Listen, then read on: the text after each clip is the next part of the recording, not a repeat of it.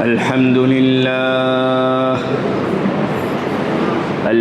لله وكفى وسلام على عباده الذين اصطفى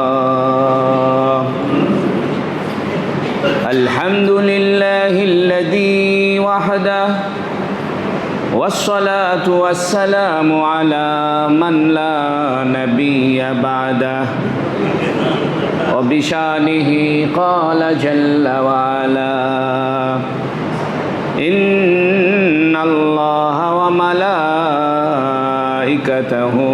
يصلون على النبي يا أيها الذين آمنوا صلوا عليه وسلموا تسليما اللهم صل على محمد وعلى آل محمد كما صليت على إبراهيم وعلى آل إبراهيم إنك حميد مجيد اللهم بارك على محمد وعلى آل محمد كما باركت على إبراهيم وعلى آل إبراهيم إنك حميد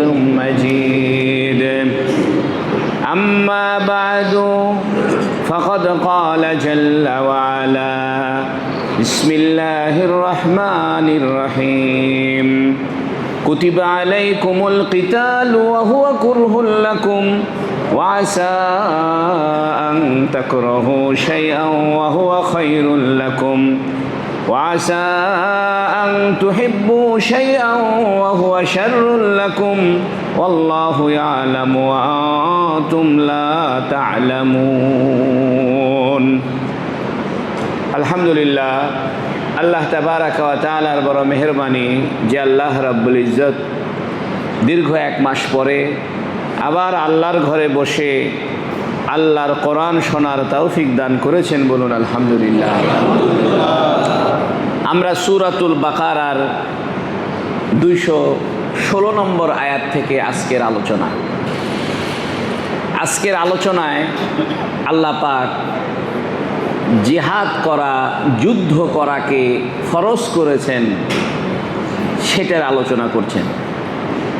ইতিপূর্বে আলোচনা ছিল যে তোমরা কি মনে করেছো জান্নাতে চলে যাবে, অথচ তোমাদের পূর্ববর্তী সম্প্রদায়ের মতো পরিস্থিতি তোমাদের উপরে আসবে না।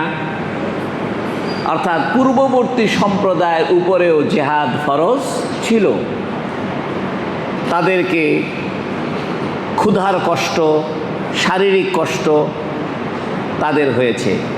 অর্থাৎ উম্মতে মুহাম্মাদির পূর্বে রাসূল সাল্লাল্লাহু আলাইহি সাল্লামের উম্মতের আগে অন্য জাতির উপরে বিভিন্ন রকমের পরীক্ষা এসেছে।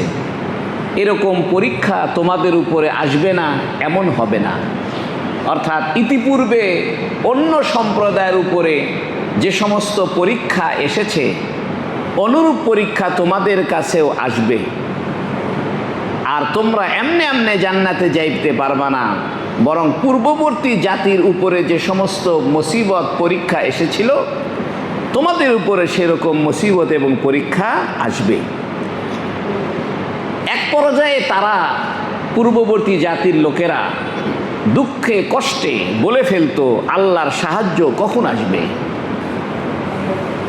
এরপরে আল্লাহ বলেছেন যে তোমরা আল্লাহর পথে খরচ করো, পিতামাতার প্রতি খরচ করো, নিকট আত্মীয়দের পিছনে খরচ করো, এতিমদের পিছনে খরচ করো, মিসকিনদের প্রতি খরচ করো, মুসাফিরদের পিছনে খরচ করো। এই সমস্ত আলোচনা ইতিপূর্বে ছিল।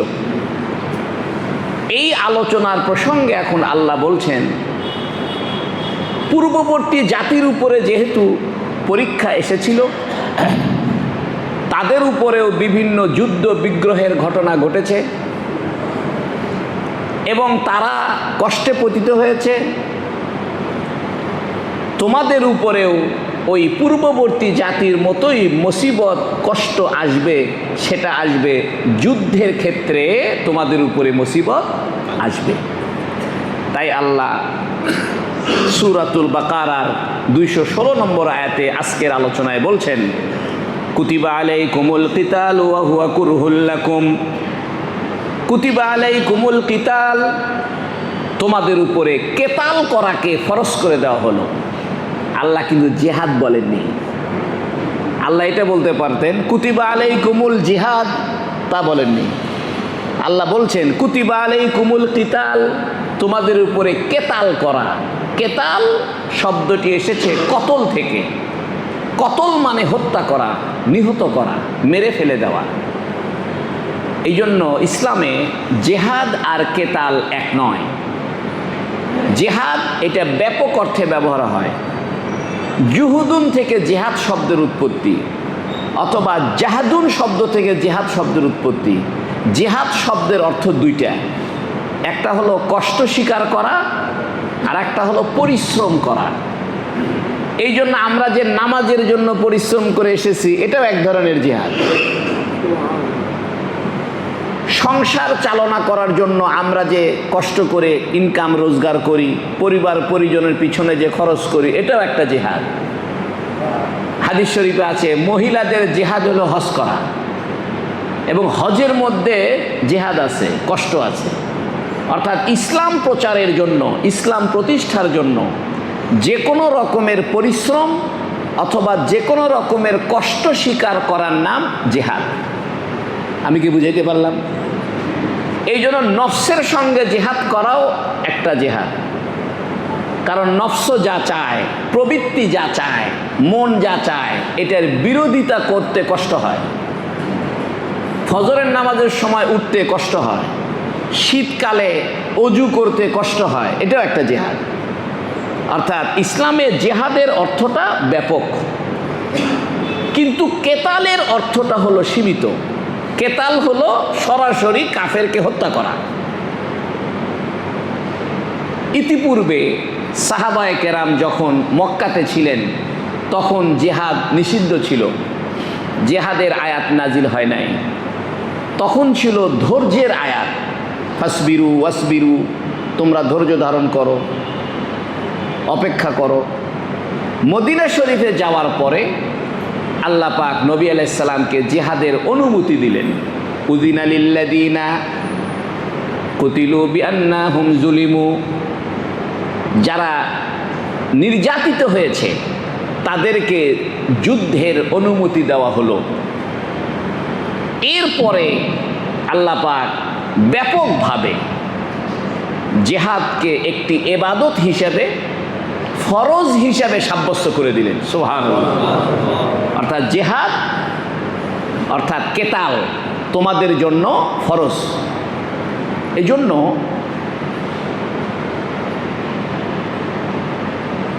বদরের যে যুদ্ধ, এটা কেতাল, অর্থাৎ কাফেরের সঙ্গে মারামারি। কাফেরের সঙ্গে মারামারি করার আগে দুইটা স্টেজ আছে, দুইটা ধাপ আছে। একটা ধাপ হলো দাওয়াত, যে দাওয়াত দিতে হবে যে আপনি ইসলাম গ্রহণ করেন, তাহলে আপনি নিরাপদ থাকবেন। 2 নম্বরে যদি তারা ইসলাম গ্রহণ না করে, তাহলে বলতে হবে আপনি জিজিয়া দেন, কর দেন, আমাদের রাষ্ট্রে থাকবেন, ট্যাক্স দিবেন, নিরাপত্তা পাবেন। যদি ইসলাম গ্রহণ না করে এবং ট্যাক্সও না দেয়, তাহলে তৃতীয় ধাপে হলো তার সঙ্গে যুদ্ধ। প্রশ্ন হলো, ইসলাম যুদ্ধকে কেন ফরজ করেছে? কেতাল করাকে, বা যেটাকে আমরা জিহাদের উচ্চ পর্যায়ে বলছি, এটাকে ফরজ কেন করেছে? একটা কথা মনে রাখেন, পৃথিবীতে অর্থনৈতিক মুক্তি ইসলামের একটা গুরুত্বপূর্ণ বিষয়। কেউ খাবে, কেউ খাবে না, কেউ 10 তলায় থাকবে, কেউ চাঁদের দেশে যাওয়ার জন্য কোটি কোটি ডলার খরচ করবে, পারমাণবিক অস্ত্র বানানোর জন্য কোটি কোটি ডলার খরচ করবে, আর কেউ চিকিৎসাহীন মারা যাবে। ইসলাম এটা করতে দিবে না। ইসলাম অর্থনৈতিক সাম্যের জন্য এবং আল্লাহর জমিনে আল্লাহর দ্বীনকে কায়েম করার জন্য। দ্বীনকে কায়েম করার জন্য অর্থ, ইসলাম কিন্তু জিহাদ ফরজ করেছে, কাফেররা ইসলাম গ্রহণ করুক বা করতে হবে, না করলে মার, সেই জন্য নয়। জিহাদের উদ্দেশ্য যদি ইসলাম গ্রহণ হইতো তাহলে জিজিয়া দেওয়ার কোনো প্রশ্ন থাকতো না। কথা কি বুঝাইতে পারলাম? জিজিয়া দেওয়ার প্রশ্ন এজন্য যে আপনি আপনার ধর্মে থাকেন, কিন্তু অর্থনৈতিকভাবে আপনি যা খুশি তাই করতে পারবেন না। আপনি ইসলামী রাষ্ট্রে থাকলে কাফের হয়ে থাকতে পারবেন, তবে ট্যাক্স দিতে হবে। এর দ্বারা বোঝা যায় যে ইসলাম জোর করে কাউকে মুসলমান বানানোর পক্ষে না, আর জোর করে কেউ মুসলমান হয়ও না। জোর করে মুসলমান বানাবেন কেমনে? অন্তরে যদি বিশ্বাস না থাকে আর মুখে মুখে যদি জোর জবরদস্তিমূলকভাবে সে ইমানের স্বীকৃতি দেয়, তাহলে তার ইমানই গ্রহণযোগ্য হবে না। ইমান গ্রহণযোগ্য হওয়ার জন্য অন্তর থেকে বিশ্বাস করতে হবে। এই জন্য যারা এই কথা বলে যে ইসলাম জোরপূর্বক এই অঞ্চলে প্রতিষ্ঠিত হয়েছে, মিথ্যা কথা বলে। বরং ইসলাম প্রতিষ্ঠিত হয়েছে আখলাকের দ্বারা, উন্নত স্বভাব চরিত্রের দ্বারা, আর ইসলামের সংরক্ষণ হয়েছে জেহাদের দ্বারা। যেমন আপনি একটা গাছ লাগিয়েছেন, এই গাছে পানি দিবেন, বেড়া দিবেন, কিন্তু এই গাছে যদি ছাগল এসে আক্রমণ করে, গরু এসে গাছের পাতাগুলো খেয়ে যায়, তাহলে আপনি সেখানে প্রতিরক্ষামূলক ব্যবস্থা নিতে হবে। প্রয়োজনে গরুকে 2টা পিটন দিতে হবে, ছাগলকে 2টা বাড়ি দিতে হবে, যে যাও গাছ নষ্ট করো না। জেহাদ, কেতাল, এটা ইসলাম ফরজ করেছে 2টা বিষয়। একটা হলো অর্থনৈতিক মুক্তি, ভালো করে বুঝেন, অর্থনৈতিক সাম্য। মনে করেন আমাদের দেশে 100 কোটি টাকা আছে, কথার কথা, সব টাকা মিলে 100 কোটি টাকা, কিন্তু 100 কোটি টাকা 90 কোটি টাকাই 5টা পরিবারের কাছে আছে, আর 10 কোটি টাকা বাকি পাবলিকের কাছে। তাহলে এটা একটা অর্থনৈতিক ভারসাম্য নষ্ট হয়ে যাবে। এই জন্য ইসলাম বলতেছে যে তুমি ইসলাম গ্রহণ না করো, কাফের থাকো, লাকুম দিনুকুম ওয়ালিয়া দিন, তোমার ধর্মে তুমি থাকো, অসুবিধা নাই, কিন্তু অর্থনৈতিকভাবে তুমি যেহেতু গ্লোবাল ভিলেজ, গোটা বিশ্ব যেহেতু একটা পরিবার, এই জন্য পৃথিবীর কোনো অঞ্চলে কেউ খাবে আর কেউ খাইতে পারবে না, কেউ কোটি কোটি ডলার খরচ করে নাচ গান করবে, আর কেউ চিকিৎসা পাবে না, শিক্ষা পাবে না, মাথা গোজার ঠাঁই পাবে না, তা হবে না। ইসলাম বলছে হয় মুসলমান হয়ে জাকাত দিবে, না হয় কাফের থেকে ট্যাক্স দিবে। এই জন্য এই কথাটা পরিষ্কার বুঝেন, ইসলাম জোর করে কাউকে মুসলমান বানাইতে চায় না, জোর করে কেউ মুসলমান হইলে গ্রহণযোগ্য হয় না। তবে জিহাদের কথা ইসলাম কেন বলছে, কেতালের কথা কেন বলছে? 2টা কারণে। একটা কারণে তুমি মুসলমান হইবে, তাহলে জাকাত দিবে, আর জাকাত দিলে অর্থনৈতিক ভারসাম্য ঠিক থাকবে। বাস্তবেই বলি, বগুড়া শহরে যাদের জাকাত ফরজ, সমস্ত মানুষ যদি ঠিকভাবে জাকাত দেয়, বগুড়া শহরে গরিব মানুষ আপনি খুঁজে পাবেন না, বরং জাকাত দেওয়ার লোক আপনি খুঁজে পাবেন না।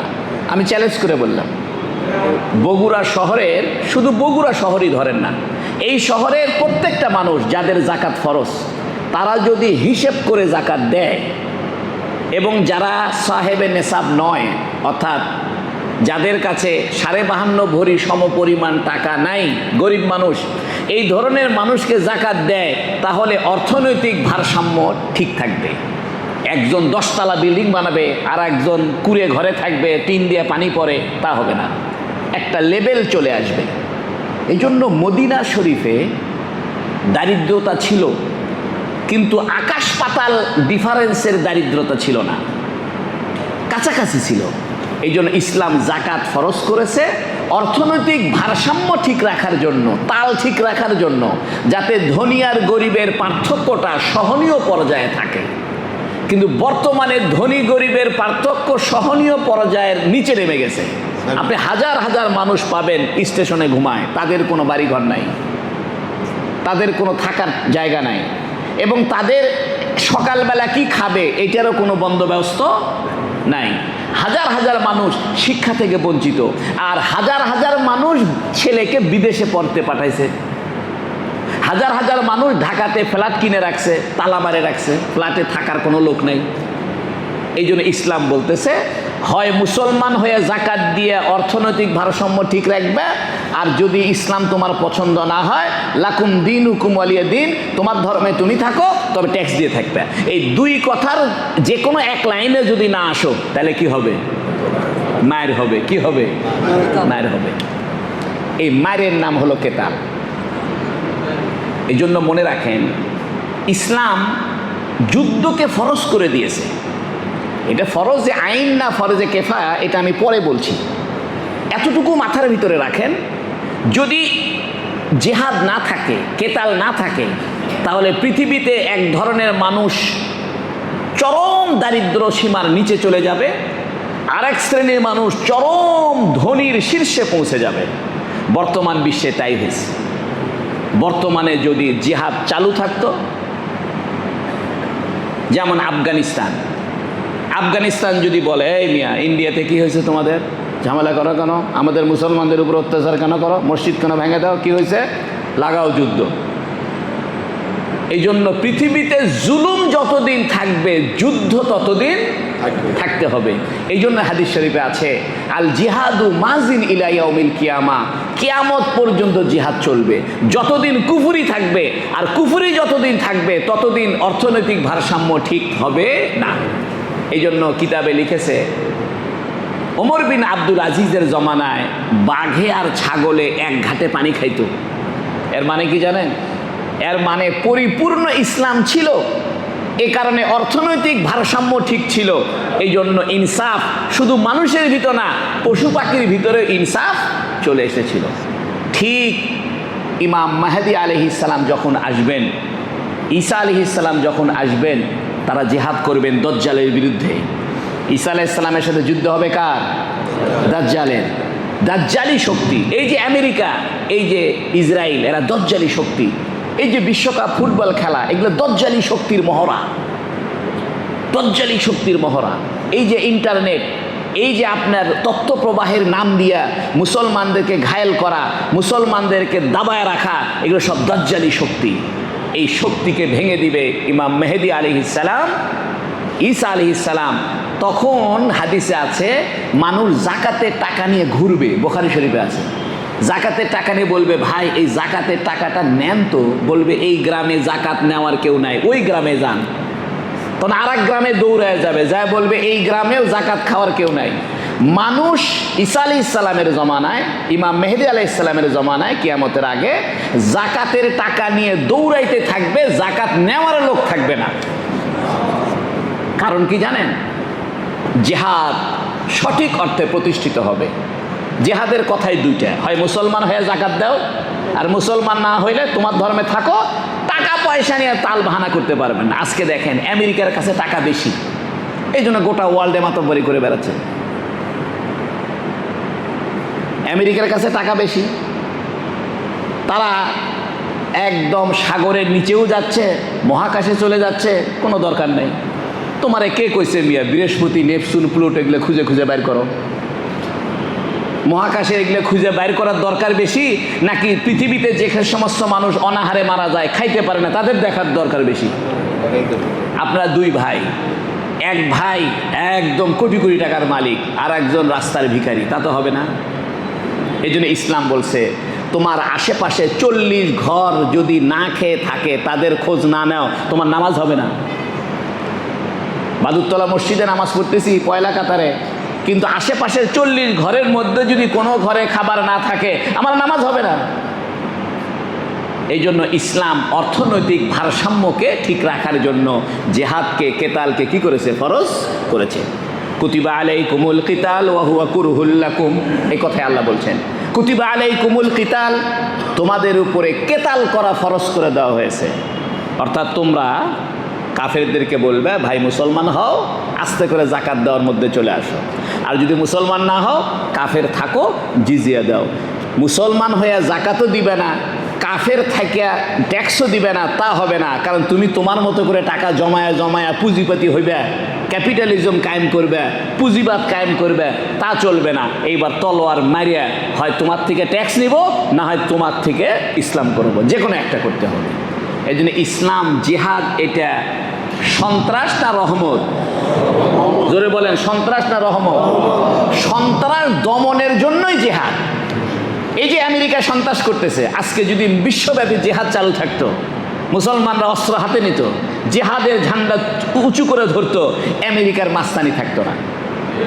ইন্ডিয়া আজকে মাস্তানি করতেছে, মুসলমানদের মসজিদ ভেঙে দিচ্ছে, মাদ্রাসা ঘুরাই দিচ্ছে, বাংলাদেশি বলে তারাই দিচ্ছে।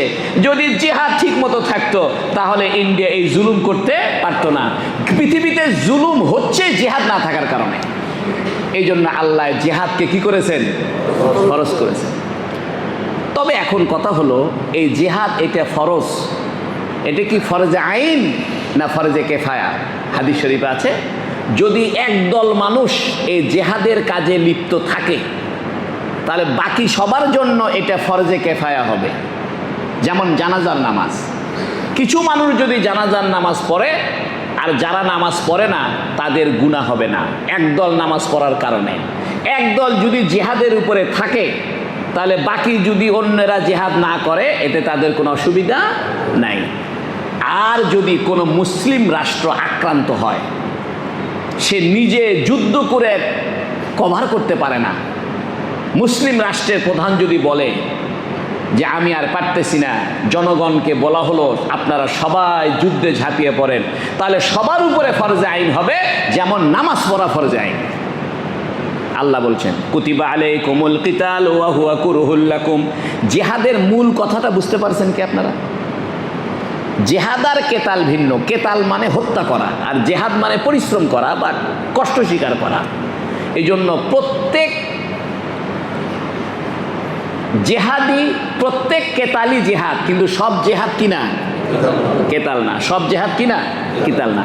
এখন আল্লাহ বলতেছেন যুদ্ধ তোমাদের কাছে পছন্দ হয় না, কারণ যুদ্ধের পর জান চলে যাবে, জীবন চলে যাবে, মারা যাইবে, টাকা পয়সার ক্ষতি হবে। তাই আল্লাহ বলতেছে ওয়াসা আন তাকরাহু শাইআন ওয়া হুয়া খায়রুল লাকুম। সম্ভবত তোমরা কোনো কিছুকে অপছন্দ করো অথচ এটা তোমাদের জন্য উত্তম। আসা আন তাকরাহু শাইআন ওয়া হুয়া খায়রুল লাকুম। সম্ভবত কিছু বিষয়কে তোমরা অপছন্দ করো, ওয়া হুয়া খায়রুল লাকুম, অথচ এটা তোমাদের জন্য উত্তম। যেমন যুদ্ধ তোমাদের অপছন্দ লাগে, জীবন চলে যাবে, জীবন চলে যাবার ভয়ে যুদ্ধ করবে না, কিন্তু এটা আল্লাহর কাছে কি উত্তম। ওয়াসা আন তুহিব্বু শাইআন ওয়া হুয়া শাররুল লাকুম। আর সম্ভবত তোমরা কিছু জিনিসকে ভালোবাসো, পছন্দ করো, কিন্তু এটা তোমাদের জন্য ক্ষতিকারক। আল্লাহ একটা মৌলিক আয়াত বলে দিলেন।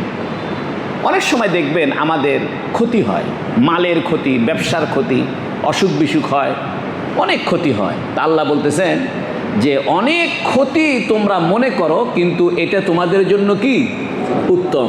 আর অনেক জিনিস তোমরা ভালো মনে করো, যেমন মনে করেন আপনি খুব ভালো মনে করলেন যে আমার ছেলে সিটিজেনশিপ পাইছে সুইজারল্যান্ডে, আমেরিকাতে সিটিজেনশিপ পাইছে, সেই খুশি। কিন্তু আল্লাহ জানে এর মধ্যে অমঙ্গল আছে। আপনার ছেলে বিদেশে যাওয়ার পরে তার পরবর্তী প্রজন্ম খ্রিস্টান হয়ে গেছে। হাজার হাজার আমি বলতে পারবো বাংলাদেশি মুসলমান আমেরিকায় সিটিজেনশিপ পাওয়ার পরে এর ছেলে মেয়েরা কোনো মতো মুসলমান ছিল, পরবর্তী আর নাতি পুতি সব কী হয়ে গেছে? খ্রিস্টান হয়ে গেছে। ওদের সাথে বিয়ে শাদী করে কালচার নষ্ট হয়ে গেছে। সূরা কোরআন শরীফের সূরা ফাতিহা পর্যন্ত জানে না। এই জন্য আমাদের কাছে অনেক বিষয় খুব ভালো মনে হয়, কিন্তু আল্লাহ জানে এই যেটাকে তোমরা ভালো মনে করো সেটা আসলে তোমাদের জন্য ভালো নয়। আর অনেক কিছু তোমরা খারাপ মনে করো, কিন্তু আসলে সেটা তোমাদের জন্য কি। এইখান থেকে নবী আলাইহিস সালাম একটা দোয়া শিখায় দিয়েছে, সেটা হলো মুহাদ্দিসিনে কেরাম কিতাবে লিখেছেন যে আল্লাহ অমঙ্গলের ভিতরে মঙ্গল সৃষ্টি করতে পারে কে? আল্লাহ। আবার মঙ্গলের ভিতরে মঙ্গলের মানে ভালোর মধ্যে থেকে খারাপ বের করে আনতে পারে কে? আল্লাহ। আর খারাপের ভিতর থেকে ভালো বের করে আনতে পারে কে? আল্লাহ। যেমন গোবরের ভিতরে কি ফোটে? পদ্ম ফুল ফোটে। অর্থাৎ আমাদের কাছে কোনো কিছু অপছন্দনীয় হতে পারে, কিন্তু এইটার ভিতরে কি নিহিত থাকতে পারে? ভালো, কল্যাণ, মঙ্গল নিহিত থাকতে পারে। আবার আমাদের কাছে অনেক কিছু অকল্যাণ মনে হতে, কল্যাণকর মনে হতে পারে, ভালো মনে হতে পারে, কিন্তু তার ভিতরে কি লুকিয়ে থাকে? অকল্যাণ লুকিয়ে থাকে। এখান থেকে একটা দোয়া করতে হয়, সেটা হলো যে আল্লাহ আমার জন্য আপনি খায়েরের ফয়সালা করেন, কল্যাণের ফয়সালা করেন। যদি কোনো বিপদে পড়েন, কোনো মুসিবতে পড়েন, এই আয়াতের কথা স্মরণ করে আল্লাহকে বলবেন যে আল্লাহ আপনি না বলছেন অমঙ্গলের ভিতরেও কি থাকে? আমার এই অমঙ্গলের ভিতরে আপনি আমাকে কি দেন? মঙ্গল দেন। আর মঙ্গলের ভিতরেও কি থাকে? অমঙ্গল থাকে। আপনি আমাকে যে মঙ্গল দিয়েছেন এর ভিতরে অমঙ্গল কিছু দিয়েন না। এই দোয়াটা নবী আলাইহিস সালাম করতেন যে হে আল্লাহ, যদি কোনো ক্ষতিকর কিছু আমার হয় তাহলে এই ক্ষতির ভিতরে যে ভালো দিক আছে এই ভালো দিকগুলো আমাকে কি করেন? দেন। আর যে আমাকে ভালো যা কিছু দিয়েছেন এর মধ্যে যে ক্ষতির দিক আছে এই ক্ষতির দিকটা দিয়েন না। তাই বলতেছে ওয়াসা আন তাকরাহু শাইআন ওয়া হুয়া খায়রুল লাকুম, সম্ভবত তোমরা কিছু জিনিসকে অপছন্দ করো, তার মধ্যে একটা হলো জিহাদ করা, ওয়া হুয়া খায়রুল লাকুম, অথচ এটা তোমাদের জন্য উত্তম। ওয়াসা আন তুহিব্বু শাইআন ওয়া হুয়া শাররুল লাকুম, আর সম্ভবত তোমরা কিছু জিনিসকে পছন্দ করো কিন্তু এটা তোমাদের জন্য ক্ষতিকারক। ওয়াল্লাহু ইয়ালামু আনতুম লা তা'লামুন, আল্লাহ জানে তোমরা জানো না। সুবহানাল্লাহ বলেন। কে জানে? তোমরা জানো না। এই জন্য যে কোনো ব্যাপারে আল্লাহকে বলবে যে আল্লাহ আপনি আমার ব্যাপারে যে ঘটনা ঘটাইলেন, আমার উপরে যে কিছু যাচ্ছে এটা আমার কাছে অমঙ্গল মনে হচ্ছে, কিন্তু আপনার কাছে এর ভিতরে কি লুকায় আছে? মঙ্গল লুকায় আছে। তাহলে আপনি অন্তরে শান্তি পেয়ে গেলেন, আপনার আর দুঃখ থাকবে না। এটার নাম ইসলাম। এই জন্য ইসলাম শান্তির বার্তা দেয়। কত সুন্দর একটা আয়াত আল্লাহ বলে দিলেন। মনে করেন আপনার ক্যান্সার হয়েছে, কথার কথা, তাহলে একটা বিশাল দুঃখের কথা না? তা আপনার মনে মনে করবেন আল্লাহ আপনারা বলছেন বহু খারাপ জিনিসের ভিতরে কি থাকে? মঙ্গল থাকে। আমরা জানি না, আপনি জানেন। তাহলে এর মধ্যেও কি আছে? মঙ্গল আছে। তো এই কথা যখন আপনি চিন্তা করবেন তখন ক্যান্সার হইলে পরে আপনার অস্থির হওয়ার কোনো কিছু আছে? সন্তান মারা গেছে, মনে মনে খুব দুঃখ পাইছে, সন্তান মারা গেছে। আপনি যদি এই কথা চিন্তা করেন যে আল্লাহ আপনি না কোরআনে বলছেন আমাদের কাছে অনেক জিনিস অপছন্দ মনে হয় কিন্তু এর মধ্যে আপনি কি রাখছেন? মঙ্গল রাখছেন। তাহলে আপনার অন্তরের কষ্ট আর থাকলো না, অন্তরে শান্তি পাইলেন। এত চমৎকার একটা আয়াত, এত সুন্দর কথা পৃথিবীর কোনো ধর্মগ্রন্থে নাই। সুবহানাল্লাহ। আজকে আর একটা আয়াত এখানে সামনে আসছে। এই আয়াতের একটা শানে নুজুল আছে, একটা ঘটনা আছে। ঘটনা হলো আব্দুল্লাহ বিন জাহাশ রাদিয়াল্লাহু তাআলা আনহু, নবী সাল্লাল্লাহু আলাইহি সাল্লাম তাকে কাফেরদের পিছু ধাওয়া করার জন্য পাঠাইছে। একটা কথা মনে রাখেন, নবী আলাইহিস সালাম যখন মদিনা শরীফ গেলেন তখন নবী আলাইহিস সালাম বদরের যুদ্ধের আগেই মাঝে মাঝে 20 জন, 30 জন, 12 জন, 14 জন সাহাবীকে গ্রুপ বানায় মক্কা থেকে মদিনার উপর দিয়ে সিরিয়াতে যাওয়ার যে রাস্তা, ব্যবসা বাণিজ্য করার রাস্তা, ওই রাস্তায় পাঠাইতেন এবং ব্যবসায়ী কাফেলাদের উপরে নবী আলাইহিস সালাম গতিবিধি জানার জন্য সাহাবীদেরকে পাঠাইতেন এবং মধ্যে মধ্যে বলতেন যে এদেরকে পাকড়াও করে ধরে আনো। কারণটা হলো কি জানেন? কারণটা হলো সাহাবায়ে কেরাম তো মক্কার সব কিছু ছেড়ে ছুড়ে দিয়ে মদিনায় চলে গেছে। এখন এই যে জমি রেখে আসছে, খেজুরের বাগান, দোকানপাট, ব্যবসা বাণিজ্য, এগুলো দখল করছে কারা? কাফেররা দখল করছে। দখল করে কাফেররা এখানে ব্যবসা করে খায়। তা কাফেররা যে এই যে দখল করে ব্যবসা করে খায়, এই ব্যবসা করতে যাওয়ার সময় যায় সিরিয়াতে, যায় গরমকালে যায় সিরিয়াতে আর শীতকালে যায় ইয়ামানে। এই দুই দেশে ব্যবসা করতে যায়। আর এই দোনো দেশে যাইতে হলে মদিনা শরীফের উপর দিয়ে কি করতে হয়? যাইতে হয়। নবী আলাইহিস সালাম করতেন কি? 30 জন, 20 জন, 40 জন, 50 জন, 60 জন, 70 জন গ্রুপ বানায় কোনো সাহাবিকে নেতৃত্ব দিয়ে বলতেন যে হামলা করো, এই ব্যবসায়ী কাফেলার উপরে কি করো, হামলা করো। কারণ এরা যে ব্যবসা করতে যাচ্ছে, টাকা পয়সা কাদের? মুসলমানদের টাকা আছে তোর ভিতরে। এই জন্য বদরের যুদ্ধ যে হয়েছে, এটার মূল কারণ হলো ব্যবসায়িক কাফেলা, অর্থনৈতিক জায়গা, মনে রাখেন। এই জন্য আজও পর্যন্ত পৃথিবীতে যে যুদ্ধ হয়, এখানে মূলত হলো অর্থনৈতিক ব্যাপার স্যাপার। তেলের জন্য যুদ্ধ হচ্ছে ইরাক ইরানে, খনিজ সম্পদের জন্যই কি হয়, যুদ্ধ হয়। এই জন্য দেখেন আবু সুফিয়ানের কাফেলা, ব্যবসা কাফেলা নিয়ে মদিনার উপর দিয়ে যাচ্ছে কোথায়, সিরিয়াতে। এই খবর নবী পাইছেন, পায় নবী ধাওয়া দিছিল, কিন্তু আবু সুফিয়ান রাস্তা পরিবর্তন করে চলে গেছে সিরিয়ায়। আসার সময় নবী আবার ধাওয়া দিছে, এই আবার রাস্তা পরিবর্তন করে সাগরের কিনার দিয়ে মক্কায় চলে গেছে। তা আবু সুফিয়ান বুঝতে পারছে যে আমাদের এই ব্যবসায়ী কাফেলার উপরে আক্রমণ করতে চাইছিল কে, মুসলমানরা। তো আবু জেহেলকে এই কথা যায় বললো, আবু জেহেল এত বড় সাহস আমাদের ব্যবসা কাফেলার উপর আক্রমণ করে, চল আমরা এবার মদিনা আক্রমণ করবো। তখন আবু জেহেল 1000 জন বাহিনী নিয়ে বদর নামক প্রান্তরে এসে তাবু গাড়ছিল। নবী আলাইহিস সালাম 313 জন লোক নিয়ে আবু জেহেলের উপর আক্রমণ করছে। মুসলমানরা মনে করছে এটা এবার আবু সুফিয়ানের কাফেলা, কিন্তু ঘটনাক্রমে দেখা গেছে যে আবু সুফিয়ানের ব্যবসায়িক কাফেলা এরা পার হয়ে চলে গেছে, এদের পরিবর্তে আসছে কে, আবু জেহেলের বাহিনী। তখন আবু জেহেলের সাথে যুদ্ধ হয়েছে। এই জন্য বদরের যুদ্ধের মূল উৎস কিন্তু অর্থনৈতিক স্বার্থ, ব্যবসায়ী কাফেলা।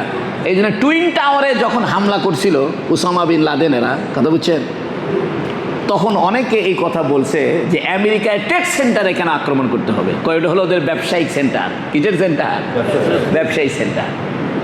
এই জন্য বদরের যুদ্ধের মূল কাহিনী কিন্তু ব্যবসায়িক কাফেলাকে ধরার জন্য এই আক্রমণ। কিন্তু ব্যবসায়িক কাফেলা চলে গেছে, পরবর্তীতে আসছে কারা, আবু জেহেলের কাফেলা। তা আবু জেহেলের সাথে যুদ্ধ বেজে গেছে। এটাই হলো বিষয়। হুজুর সাল্লাল্লাহু আলাইহি সাল্লাম নিয়ম অনুযায়ী মাঝে মাঝে 20 জন 30 জন লোক পাঠায় কাফেরদের গতিবিধি খোঁজ নেওয়ার জন্য, যে মদিনার উপর দিয়ে কে কে যায়। কারণ মদিনার উপর দিয়ে এরা যাচ্ছে আরাম করে ব্যবসা করবে, এই ব্যবসার টাকার মধ্যে কাদের বাগানের ভাগ আছে, মুসলমানদের বাগানের ভাগ আছে। তো এই জন্য মধ্যে ধাওয়া দেওয়ার জন্য লোক পাঠায়। আব্দুল্লাহ বিন জাহাজকে ধাওয়া দেওয়ার জন্য পাঠাইছে। আব্দুল্লাহ বিন জাহাজের সাথে 8 থেকে 12 জন সাহাবী, এরা সবাই মুহাজির। মুহাজিরদের স্বার্থ বেশি, কারণ মুহাজিররাই তো বাগান দোকানপাট ছেড়ে দিয়ে কোথায় আসছে, মদিনায় আসছে। এই জন্য নবী আলাইহিস সালাম এই মুহাজিরদেরকে গ্রুপ বানায় রাস্তায় পাঠাইতেন, যে দেখো এই রাস্তা দিয়ে ওই মক্কার কোনো ব্যবসায়ী কাফেলা যায় কিনা, গেলেই পাকড়াও করবে, গেলেই ধরবে। কারণ আমাদের তো মক্কায় ফিরতে হবে, আর যুদ্ধ না বাজালে তো মক্কায় ফেরা যাবে না। মক্কায় আমাদের সম্পদ আছে, তো আমাদের বাড়ি ঘর আছে, আমাদের জায়গা জমি আছে, আমাদের বাগান আছে, আমাদের ব্যবসা প্রতিষ্ঠান আছে, আমাদের মেয়েরা আছে, আমাদের বাপ মায়েরা আছে, আমাদের আত্মীয় স্বজন আছে। এবং মক্কাতে অনেক নির্যাতিত মুসলমানও আছে যারা হিজরত করতে পারেনি, ওদেরকে উদ্ধার করতে হবে না। এই জন্য নবী আলাইহিস সালাম ধাওয়া দিতেন। আব্দুল্লাহ বিন জাহাজকে ধাওয়া দেওয়ার জন্য নবী পাঠাইছে, যে কাফের কোন বাহিনী যায় এলে খোঁজ খবর নাও, ধাওয়া দাও। তো উনি রওনা দিছেন। রওনা দেওয়ার পরে নাখলা নামক একটা জায়গা, মক্কা এবং তায়েফের মাঝখানে, মক্কা এবং তায়েফের মাঝখানে। আপনারা যারা হজ করতে, ওমরা করতে তায়েফে বেড়াইতে যান, এটা নাখলার উপর দিয়ে আগে যাইতো, বর্তমানে নতুন রোড বানানোর কারণে আর কি যায় না, নাখলার উপর দিয়ে যায় না, নতুন রোড হয়েছে এখন পাহাড়ের গা ঘেঁষে ঘেঁষে। কিন্তু পুরাতন রাস্তা যেটা, আমি গেছি পুরাতন রাস্তা নাখলার উপর দিয়ে। তখন আমার মনে হয়েছে, আহারে এই সেই নাখলা যেখানে আব্দুল্লাহ বিন জাহাজকে নবী আলাইহিস সালাম কি করেছিলেন, পাঠাইছিলেন। এই নাখলা নামক জায়গায় যাওয়ার পরে আমর বিন হাদরামি এক ব্যক্তি, সে মুসলমানদের উপরে আক্রমণের চেষ্টা করছে। মুসলমানদের পক্ষ থেকে তাকে তীর মারা হয়েছে, তীর মারাতে সে মারা গেছে। এই মুসলমানদের পক্ষ সর্বপ্রথম একজন কাফের কি হয়েছে, নিহত হয়েছে। কিন্তু ঘটনাক্রমে যেদিন এই ঘটনাটা ঘটে সেই দিন রজব মাসের 1 তারিখ ছিল। মুসলমানরা মনে করেছে এটা জুমাদা সানি মাসের শেষ তারিখ। মুহররম, সফর, রবিউল আউয়াল, রবিউল সানি, জুমাদা সানি, রজব। জুমাদা সানির পরে কি রজব। মুসলমানরা মনে করেছে এটা জুমাদার সানির শেষ তারিখ, কিন্তু ঘটনাক্রমে ওটা কয় তারিখ ছিল? আর রজব মাস হলো আশুরে হুরুম, অর্থাৎ নিষিদ্ধ মাস। এই মাসে যুদ্ধ করা যাবে না। 4টে মাসে যুদ্ধ নিষেধ: জিকাদা, জিলহজ্জা, মুহররম আর রজব।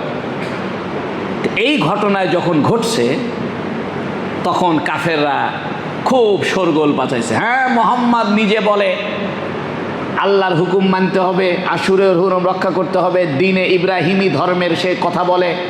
ইব্রাহিম আলাইহিস সালামের ধর্মের নাকি সে পরিপূর্ণতা দানকারী। ইব্রাহিম তো এই 4 মাসকে সম্মান করত। এই 4 মাসের মধ্যে সে আবার যুদ্ধ বাজাইছে। রজব মাসের 1 তারিখে সে আমাদেরকে হত্যা করছে, বিরাট অন্যায় করছে, হইচই বেজে গেছে। সাহাবায়ে কেরামও ভেবাচেকা খায় গেছে। সাহাবায়ে কেরাম নবীকে জিজ্ঞেস করলেন, ইয়া রাসূলুল্লাহ, আমরা তো বুঝতে পারিনি। যদি বুঝতাম রজব মাসের 1 তারিখ, তাহলে তো আমরা এই যুদ্ধ করতাম না। তখন এই আয়াতটা নাযিল হয়েছে, ইয়াসআলুনাকা আনিশ শাহরিল হারাম কিতালিন ফীহি। ইয়াসআলুনাকা, হে নবী আপনার কাছে তারা জিজ্ঞাসা করে, আনিশ শাহরিল হারাম, সম্মানিত মাস সম্পর্কে, আশুরে হুরুম সম্পর্কে। এই যে রজব মাসে যুদ্ধটা হইল, এটা কেমনে হইল এ ব্যাপারে আপনাকে জিজ্ঞেস করতেছে। কিতালিন ফীহি, এই সম্মানিত মাসে কেতাল বিষয়ে, যুদ্ধ বিষয়ে জিজ্ঞেস করতেছে। কুল, হে নবী বলে দেন, কিতালুন ফীহি কাবীর, এ মাসে যুদ্ধ করা বড় অপরাধী। তবে ওয়াসাদ্দুন আন সাবিলিল্লাহ, আল্লাহর পথে বাধা দেওয়া, অর্থাৎ আমরা ওমরা করতে চাই, দেও না। কাবা ঘরে আমরা যাইতে চাই, যাইতে দেও না। আল্লাহর পথে বাধা দাও। ওয়া কুফরুম বিহি, আল্লাহকে অস্বীকার করো তোমরা। ওয়াল মসজিদিল হারাম, এবং মসজিদে হারামে যাইতে দাও না। ওয়া ইখরাজু আহলিহি, এবং মক্কার এলাকা থেকে মুসলমানদেরকে বাইর করে দিছো। আকবারু ইনদাল্লাহ, আল্লাহর কাছে এটা আরো বড় অপরাধ। সুবহানাল্লাহ। আমাদের মুসলমানরা ভুল করে রজব মাসে হত্যা করে ফেলছে, এইটা নিয়ে তোমরা হইচই করতেছো। তোমরা যে এই করো, আল্লাহর পথে বাধা দাও, আল্লাহকে অস্বীকার করো, মসজিদে হারাম থেকে মানুষকে বের করে দিছো, এবং মক্কার অধিবাসী যারা মুসলমান তাদেরকে মক্কা থেকে বের করে দিছো, এটা আল্লাহর কাছে আরো বড় অপরাধ। এইখান থেকে একটা মাসলা বের হয়েছে। মাসলা হইল,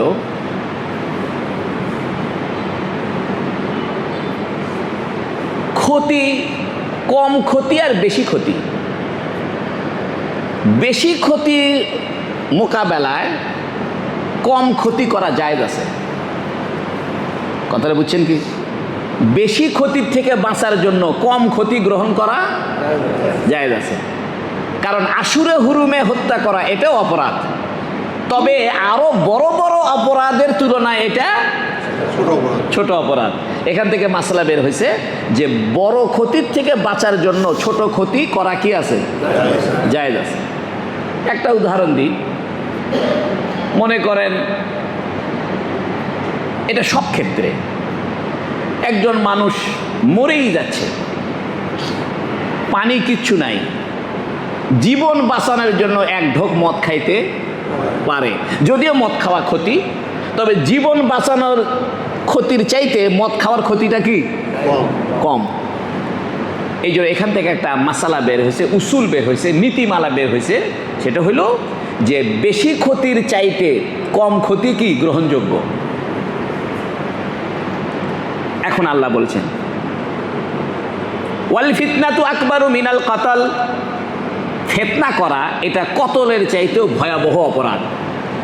আমাদের মুসলমানরা না হয় বুঝতে পারেনি রজব মাসের 1 তারিখ হয়ে গেছে, মেরে ফেলছে, কিন্তু তোমরা যে ফিতনা করো, এই ফিতনা কতলের চাইতে কি খারাপ।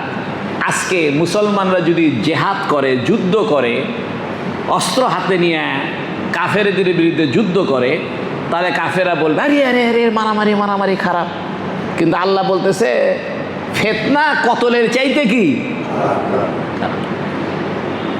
ওয়াল ফিতনাতু আকবারু মিনাল কাতাল, ফিতনা করা, বিশৃঙ্খলা করা এটা হত্যার চাইতে বড় অপরাধ।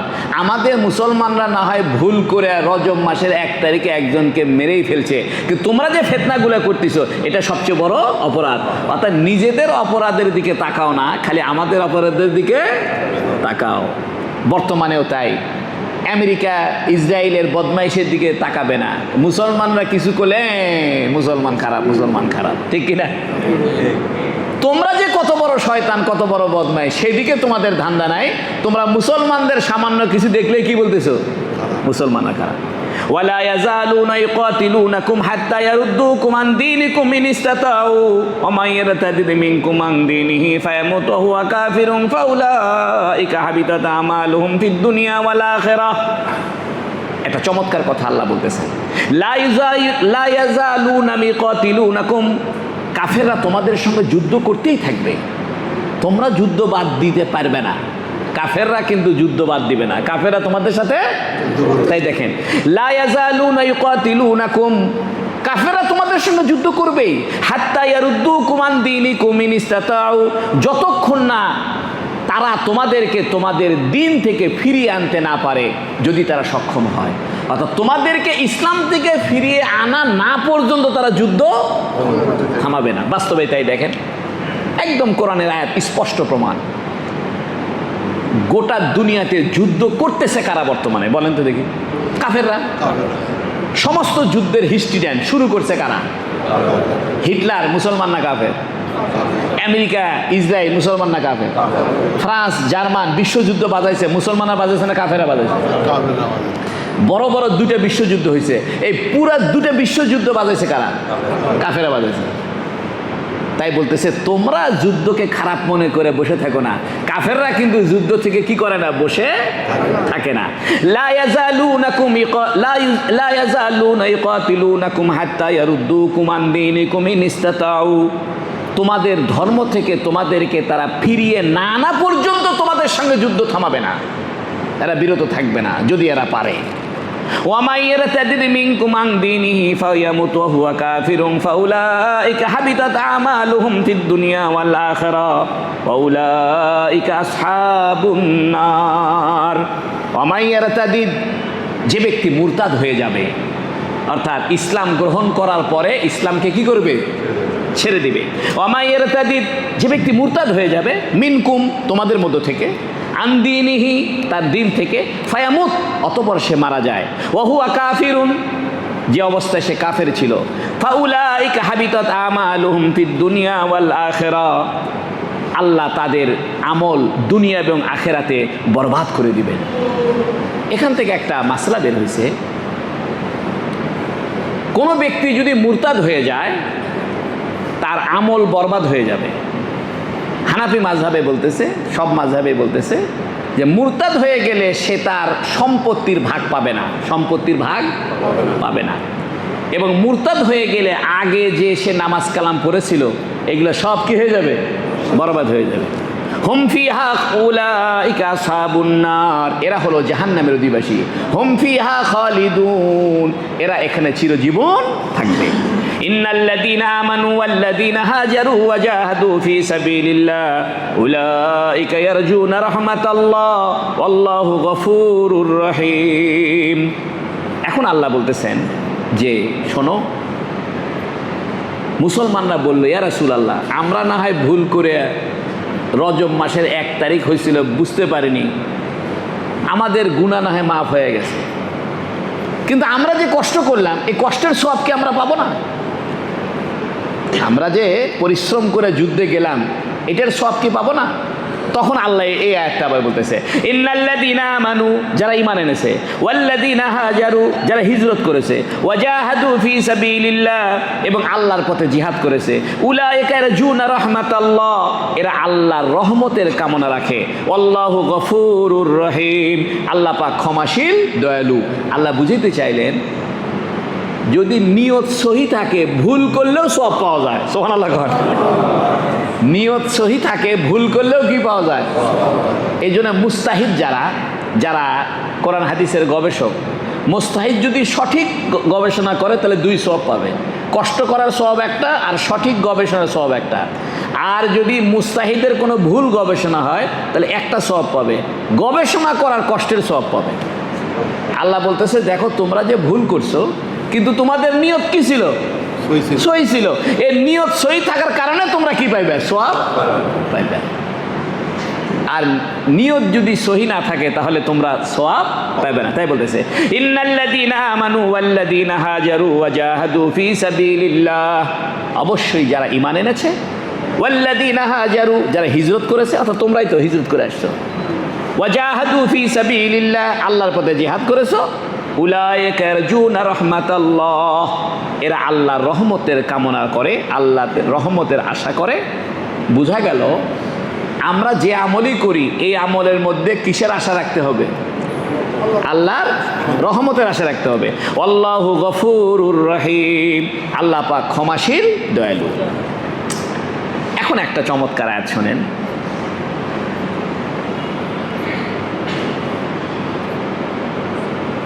এই মদ খাওয়া আর জুয়া খেলার ব্যাপারে নাজিল হয়েছে।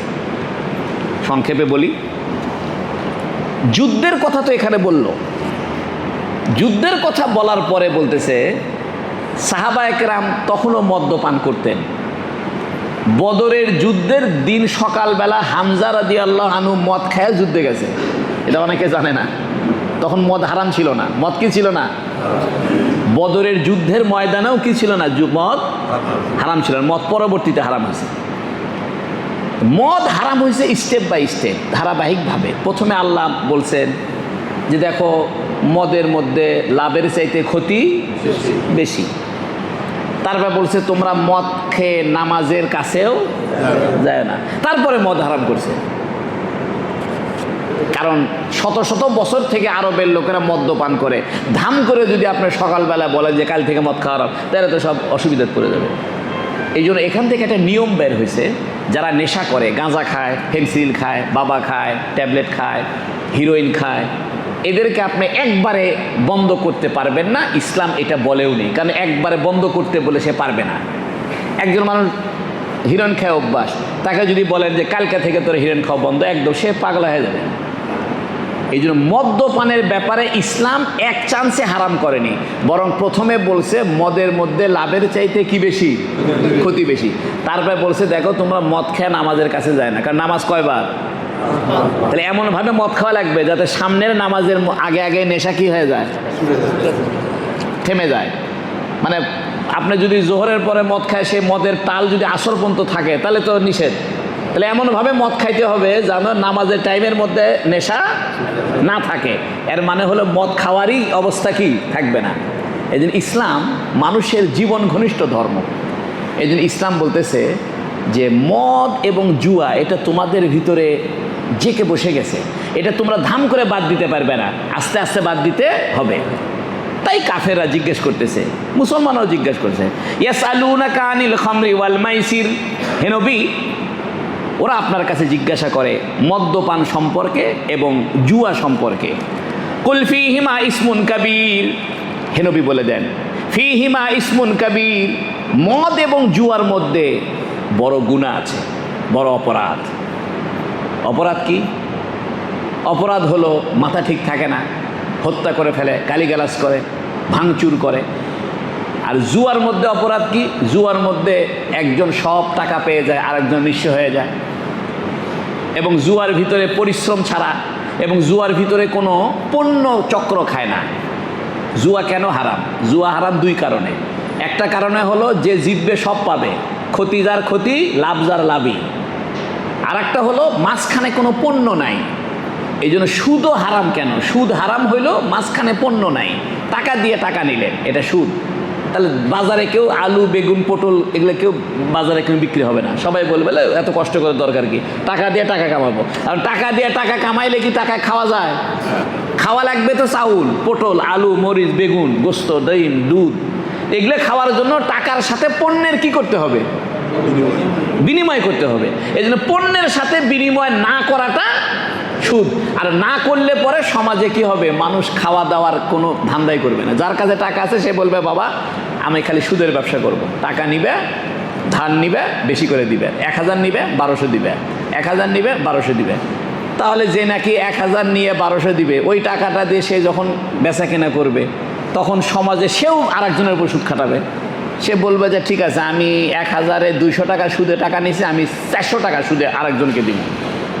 উনি আবার কবি তাহলে আমি 600 টাকা সুদে আরেকজনকে দিব। এইভাবে সুদের সমাজ চালু হয়ে গেলে পরে পণ্য আর কি হবে না, পারচেস হবে না, বিনিময় থাকবে না। তখন জিনিসপত্রের দাম বেড়ে যাবে এবং জিনিসপত্র উৎপাদন নষ্ট হয়ে যাবে। উৎপাদন কি হয়ে যাবে?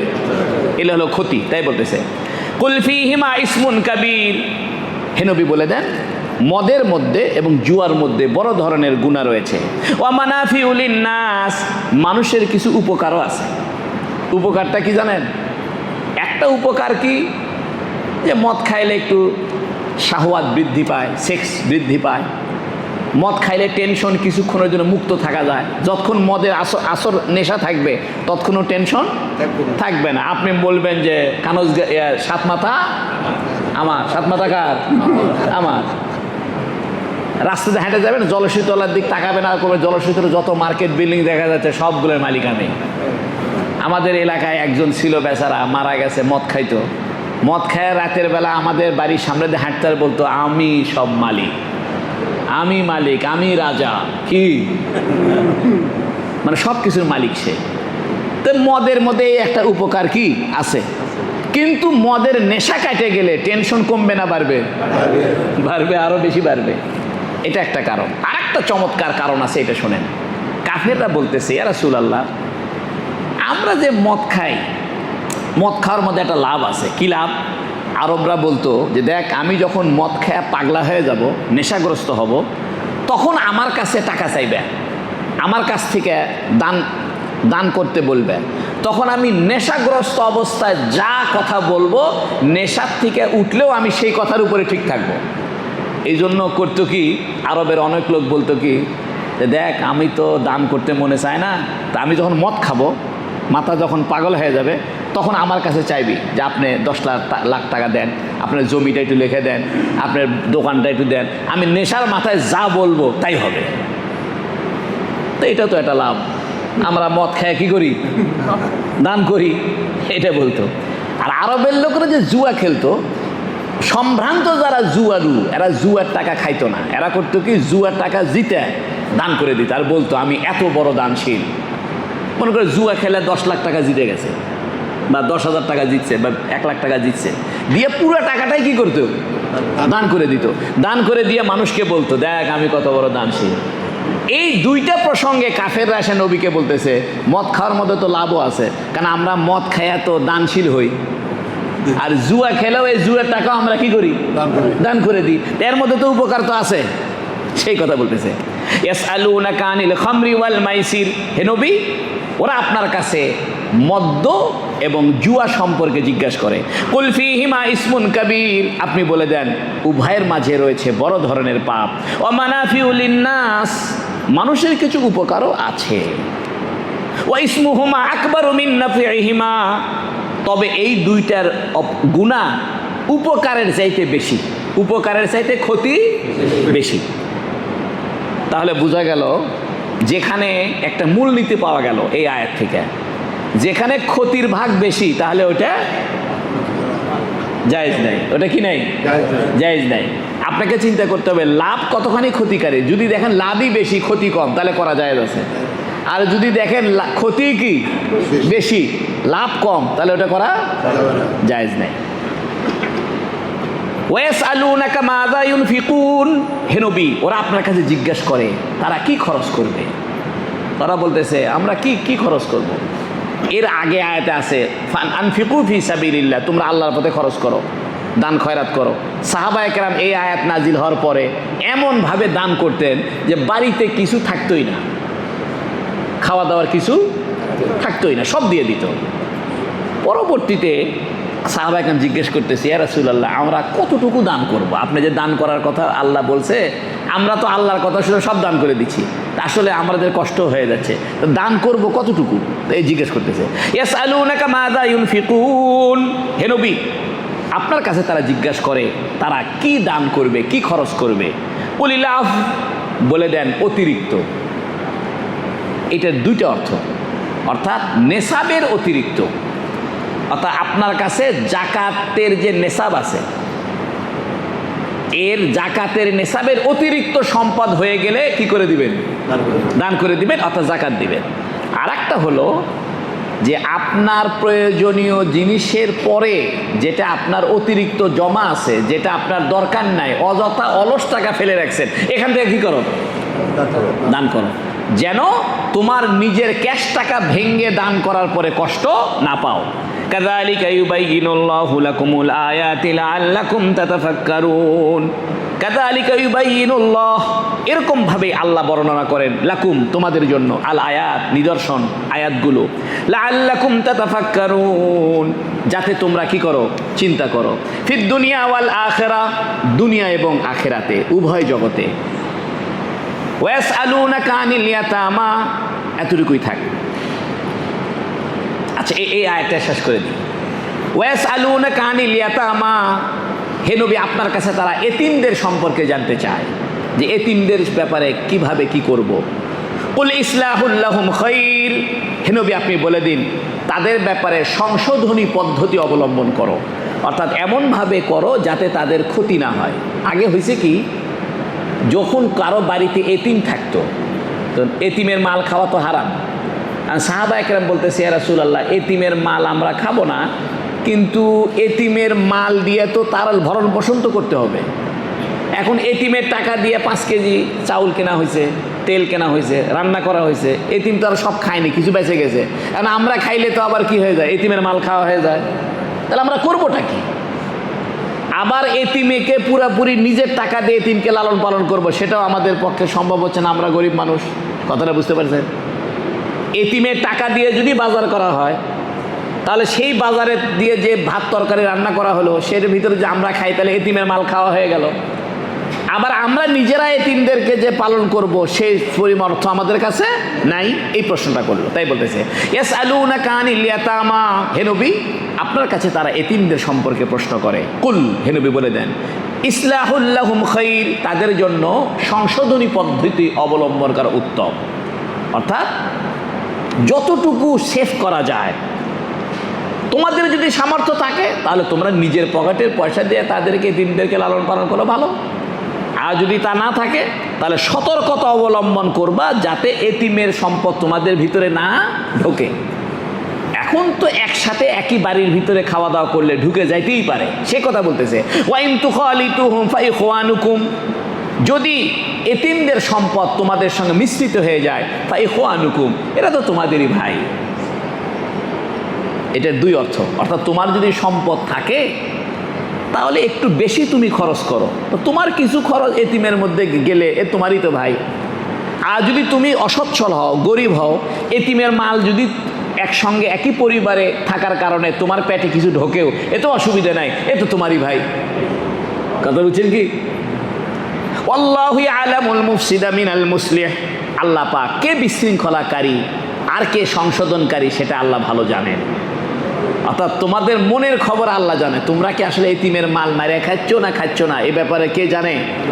ওয়ালাউ শাআল্লাহু লাআনাতাকুম, আল্লাহ চাইলে তোমাদেরকে কষ্টে ফেলে দিতে পারতেন। অর্থাৎ আল্লাহ বিধান করে দিতে পারতেন যে এতিমদের মাল 1 ছটাক খাইতে পারবে না, তাহলে একই বাড়িতে রান্না বান্না করলে তোমরা বিপদে পড়ে যেতে। তাই করছে সাহাবায়ে কেরাম, ভাত রান্না করছে এতিমের টাকা দিয়ে, তো এতিম যতটুক খাইছে বাকিটা আর খাইতো না, পরে নষ্ট হয়ে যেত। তো সাহাবায়ে কেরাম জিজ্ঞেস করতেছি, ইয়া রাসূলুল্লাহ এতিমের জন্য ভাত রান্নলাম, তো এতিম তো সব ভাত খায়নি, পরে ওই ভাত আমি নিজে খাইতেও পারি না, কারণ এটা কার টাকায় কেনা? এতিমের টাকায় কেনা, তাহলে তো ভাতটা আবার পচে গেল, নষ্ট হয়ে গেল। তখন এই আয়াতগুলো নাযিল হয়েছে, এরা তো তোমাদেরই ভাই। অর্থাৎ তোমাদের যদি সম্পদ বেশি থাকে তাহলে তোমাদের খরচ যদি এতিমের ভিতরে ঢুকে যায়, তোমার ভাই খাইলো। আর তোমরা যদি অভাবী হও, এতিমকে জায়গা দিয়ে লালন পালন করতেছো, তার 2-1 টাকা যদি তোমার পেটের মধ্যে চলেও আসে, তোমরা তো এতিমেরই ভাই, অতএব এতে কোনো সমস্যা নাই। তাই বলতেছে ওয়াইন তুখালিতুহুম ফাইখওয়ানুকুম, যদি তুখালিতুহুম তোমরা তাদের সঙ্গে মিশ্রিত হয়ে যাও, ফাইখওয়ানুকুম তাহলে তোমাদেরই ভাই। আল্লাহু আ'লামুল মুফসিদা মিনাল মুসলিহ, আল্লাহ পাক জানে কে বিশৃঙ্খলাকারী আর কে সংশোধনকারী? ওয়ালাউ শাআ আল্লাহু লাআনাতাকুম, আল্লাহ চাইলে তোমাদেরকে কষ্টে ফেলে দিতে পারতেন, কিন্তু আল্লাহ তা দেননি। ইন্নাল্লাহা আজিজুন হাকিম, অবশ্যই আল্লাহ পাক মহাপরাক্রমশালী, প্রজ্ঞাময়। বন্ধুরা আমার, আজকের এই 220 নম্বর আয়াত পর্যন্ত আজকে তাফসীর শেষ হলো। এখান থেকে আমরা গুরুত্বপূর্ণ কয়েকটা কথা শিখলাম। সেটা হলো যুদ্ধ, জেহাদ, এটা জুলুম উৎখাত করার জন্য। কি উৎখাত করার জন্য? অর্থনৈতিক ভারসাম্য ঠিক রাখার জন্য। 2 নম্বর, বেশি খারাপ আর কম খারাপ, বেশি খারাপের থেকে বাঁচার জন্য কম খারাপ করা জায়েজ আছে। আর কোনো একটা বিষয়ে যদি খারাপের সংখ্যা বেশি, ক্ষতির দিক বেশি, ভালোর দিক কম, তাহলে ওটা কি নাই? জায়েজ নাই। আর ভালো লাভের দিক যদি বেশি হয়, ক্ষতির দিক যদি কম হয়, তাহলে জায়েজ আছে। আল্লাহ রাব্বুল আলামিন আমাদেরকে এই আয়াতের উপরে আনছো। আচ্ছা, আনছো? আচ্ছা, ঠিক আছে। একটু 2টা ঘোষণা আপনাদেরকে দিই। আজকে হলো 31শে জুলাই, তাই না?